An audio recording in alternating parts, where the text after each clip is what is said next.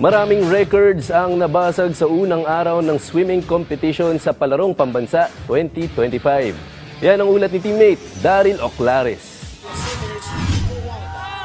Kasisimula pa lamang ng swimming competition sa Palarong Pambansa 2025 pero 7 record-breaking performance kaagad ang nasaksihan sa Ferdinand E. Marcos Memorial Stadium nitong Martes.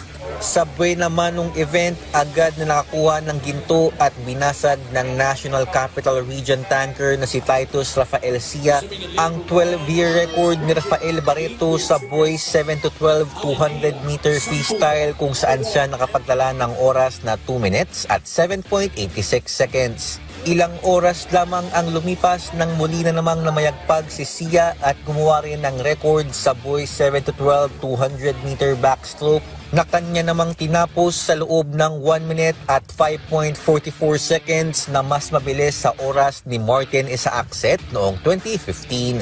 Bukod sa dalawang solo record splashing swim ni Sia, wagi rin siya ng gintong medalya para naman sa 4x50 medley relay. I trained for 6 weeks. After CH tryouts, twice a day, Tuesday, Thursday, 45K per day. Per Tuesday and Thursday. Yeah, per day. Coach Miguel Ibazeta, he helped me kasi he went to the 2019 SEA Games, so he has a lot of experience. Samantala, ang swimmer naman mula sa Region 4A na si Riniel Jan Nico Trinidad binura ang record ng kanyang kapwa Calabarzon swimmer na si TJ Amaro. Tinapos niya ang boys 13-18 50-meter butterfly sa oras na 25.23 seconds na mas mabilis lamang ng 0.02 seconds sa record ni Amaro noong nakaraang taon sa Cebu. Overwhelming kasi ever since talaga dream ko mag-gold sa palaro, individual swim. Last year, yun yung dinasal ko na next year gagawin ko akin to. And yun, with hard work nagawa ko.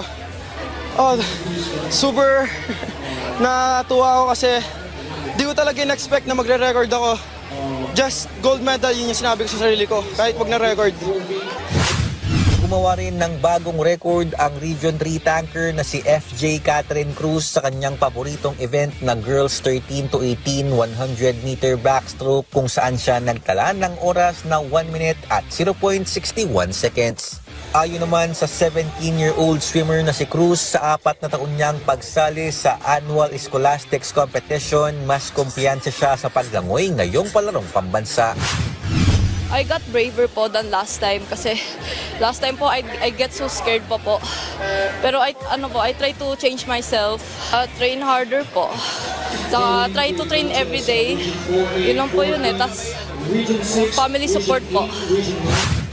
Samantala, big winner din si Sofia Rose Gara ng NCR na gumawa ng record sa girls 7-12 100-meter backstroke na may oras na 1 minute at 7.61 seconds. Pagdating naman sa relay, 2 record ang nakuha ng NCR. Una para sa boys 13-18 4x50 medley relay at ikalawa sa girls 13-18 4x50 medley relay.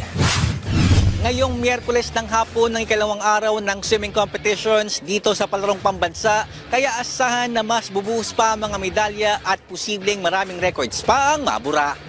Mula rito sa Ferdinand E. Marcos Memorial Stadium sa Laoag, Ilocos Norte, Daryl Oclares para sa Atletang Pilipino para sa Bagong Pilipinas.